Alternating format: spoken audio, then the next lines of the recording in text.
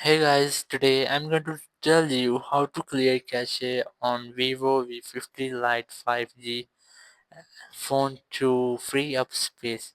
If you're using Vivo V50 Lite 5G and now you want to clear space to clear cache files, so you just have to install a third-party application because it is very frustrating to clear cache files of every app one by one. So you just have to install a third-party app.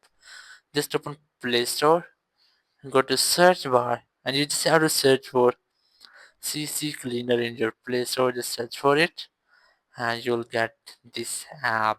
Just tap on it, and you must have to install this app. You can see I have already installed it, so just tap on Open to open the app, and after that, it will scan your all device.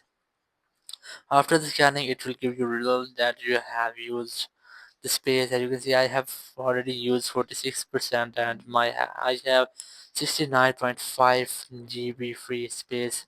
If you want to clear your space, you just have to tap on start here, and then your all cache will be cleared and you can easily use your device with free up space. So that's how you can easily free up your space and clear cache into your Vivo V50 Lite 5G phone. Thank you very much for watching the video. Until the next video, bye bye.